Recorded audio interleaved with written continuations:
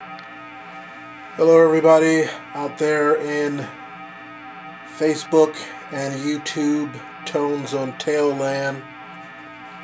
I'm back with another instructional video that I did not think I was going to be doing, but I've gotten a couple of requests from this off of the Facebook Tones on Tail group and here on YouTube.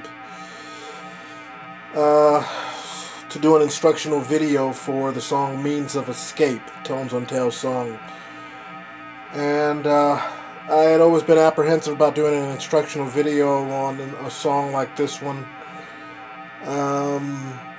because there were some songs that to me seemed very structured, and there were other songs that they did that came into the category of what I call feel-oriented songs, in that I don't believe that the song was played the same way, the bass line was played the same way every time it was done.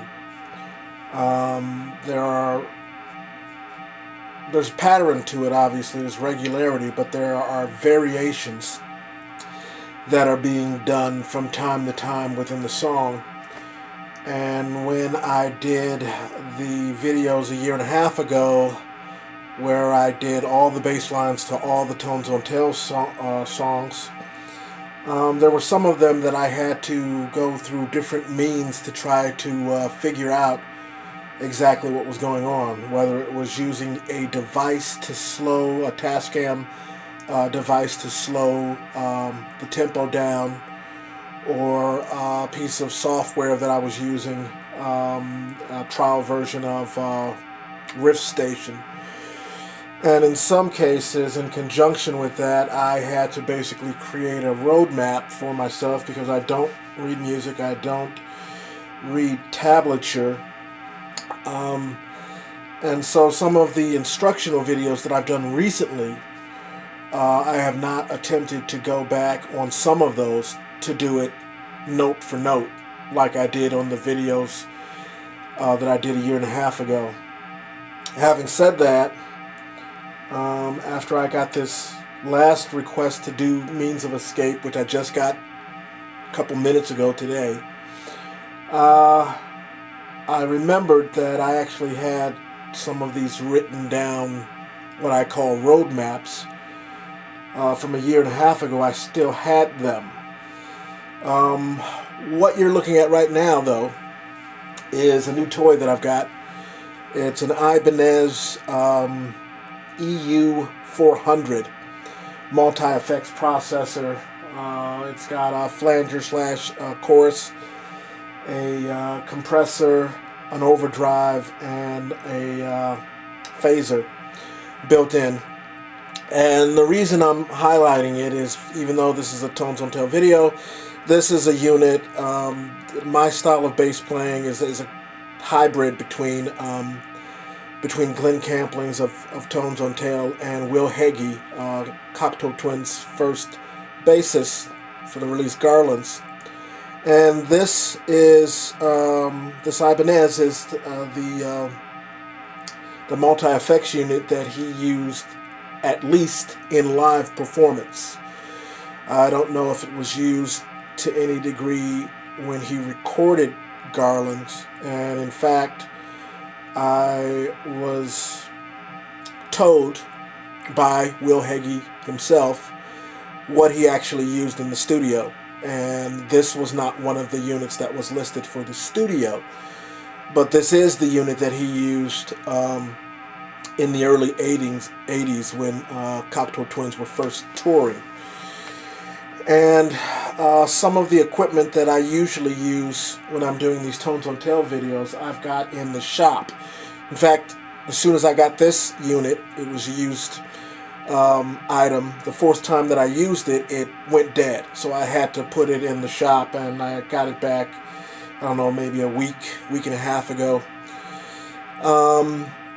So this is the unit I'm going to be using for, I've got an approximation of the sound that I'm used to. Normally I don't talk about effects But if you're curious, basically in this song he's using overdrive, appears to be using overdrive, and chorus is what I'm going to be using on this, and some degree of compression.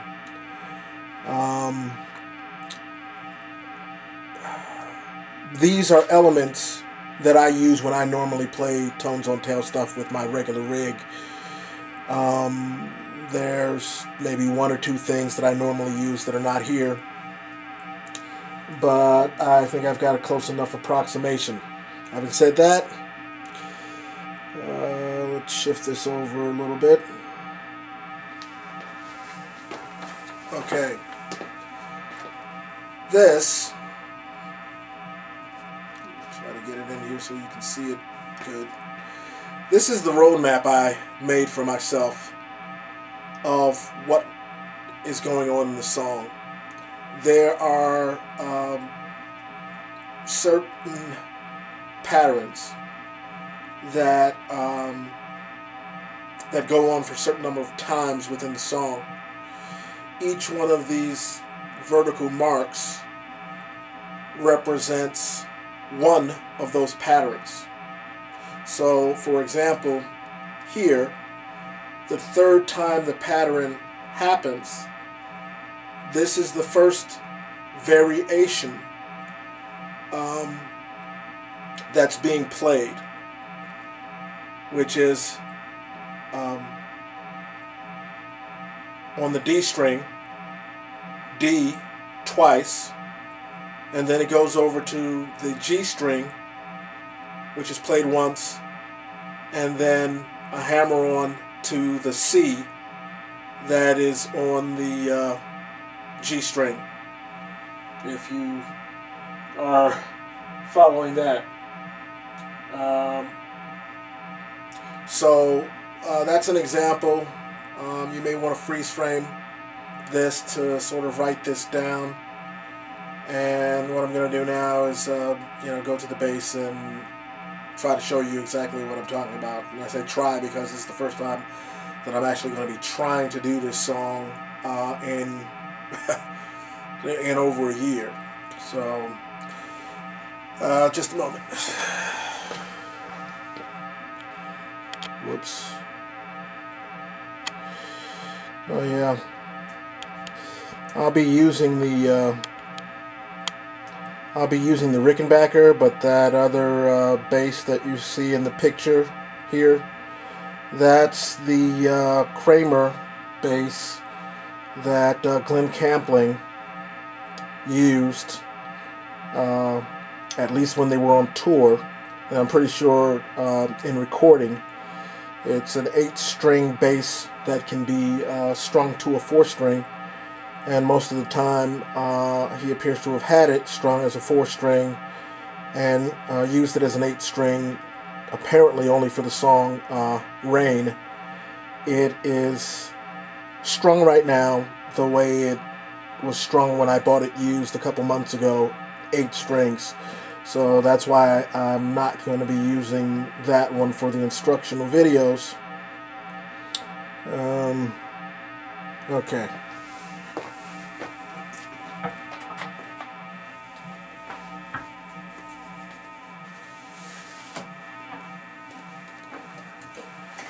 I don't know if you can actually see this. Let me see if I can bring it in a little more.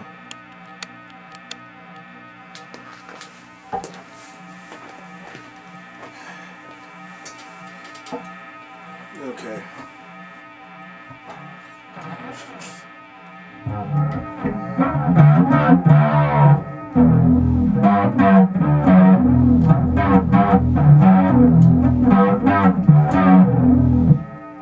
That's one of the patterns I was talking about on the note system here. And then it does it a second time, obviously.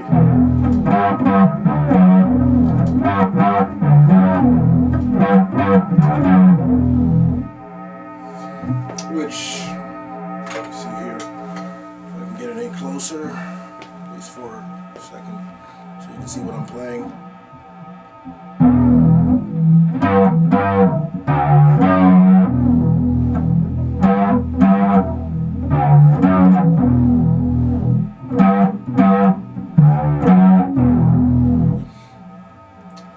And so at that point, the third time that's played, get over here, what you have is so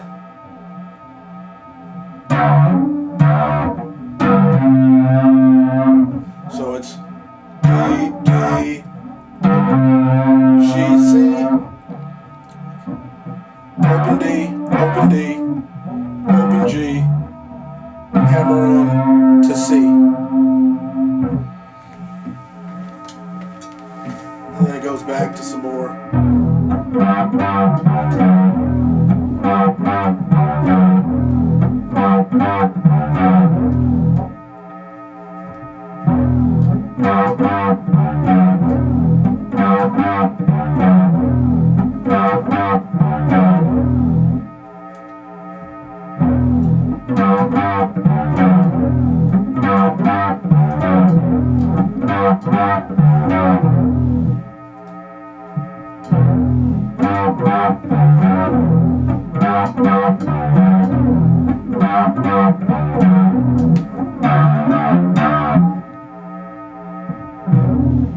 So it's a variation at that point. It's just 3 open D.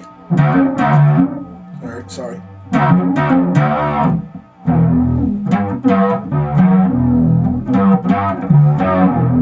Then the pattern starts again.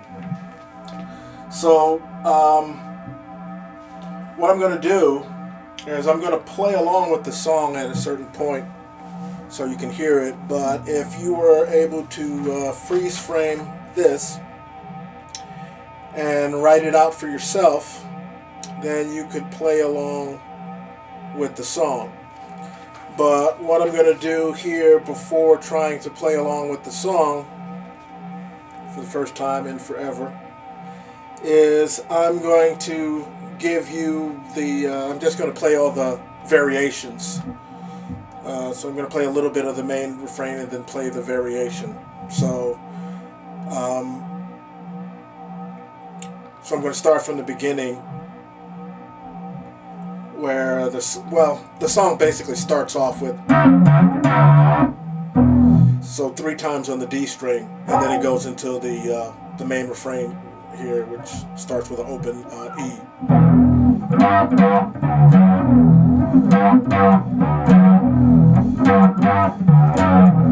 And then the next variation, or you could call it the first variation that's on the paper, is, and then it goes back to,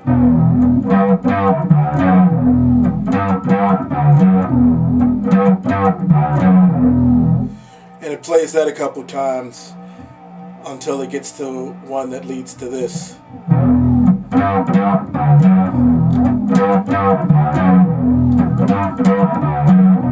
And then it basically repeats the first thing that you hear on the bass in the song. 3 open D.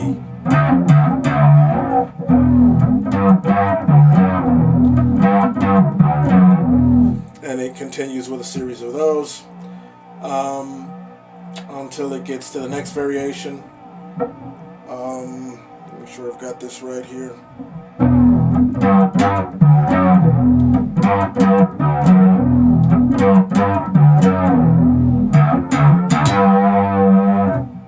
Okay, so 3 of the open D and then a hammer on to G on the D string. Okay, and then it plays some more of the main refrain.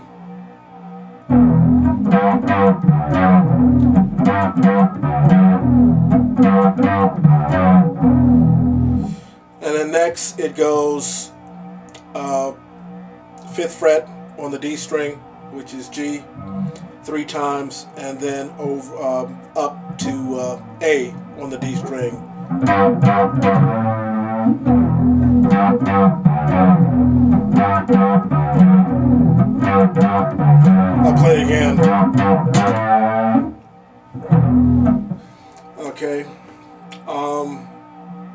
and then more of the main refrain.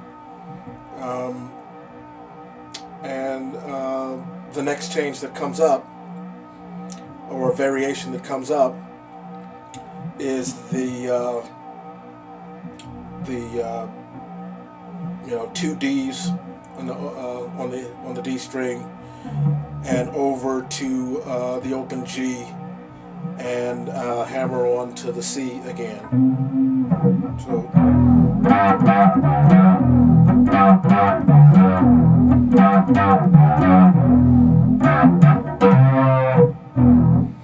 Okay.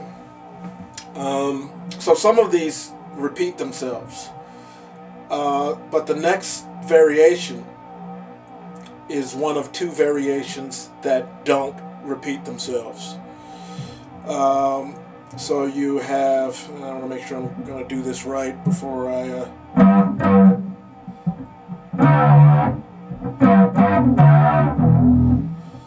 that appears to be it. Okay, so it's a...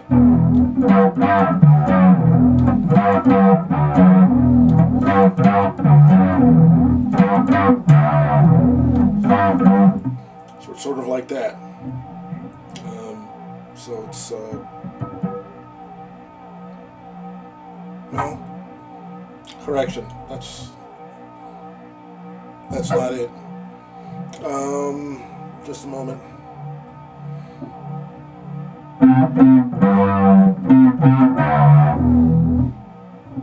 Yeah, sorry. Yeah, strike the last thing I just said. Basically, you're going to be playing the C on the G string twice, and then open D. So it's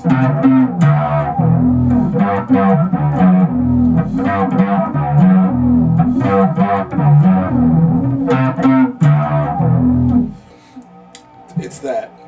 So moving along, the next variation is the same as the opening of the song. When you get to it, it's the same as the three notes on the D string open. Okay, and next would be the second to the last variation in the song, which is the other one that's different than the rest, which is so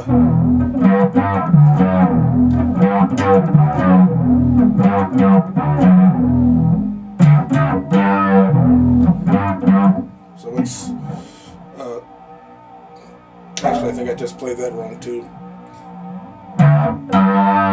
Yeah, that's it. So it's not 2 times open D and open G. It's 1 time open D, 1 time open G. So to play it the way it's supposed to be done.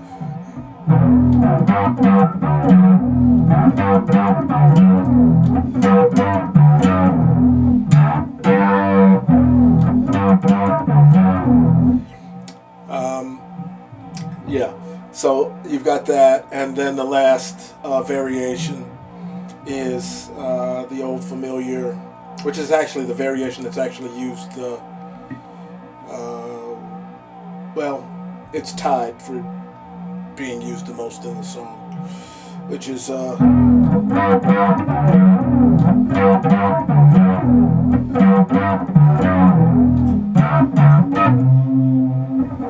okay. So that is basically it, if you could follow that. Now I'm going to try something even more dangerous. I'm going to try playing it to the song. And again, it's dangerous because this is literally, warts and all, the first time I've gone back to this in about 1.5 years. So...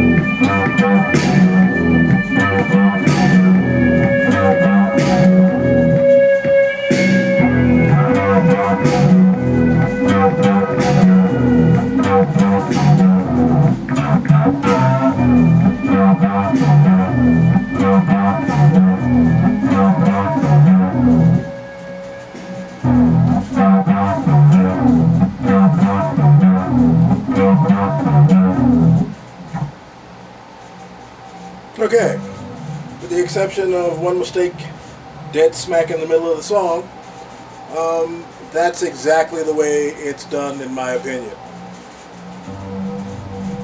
Have fun.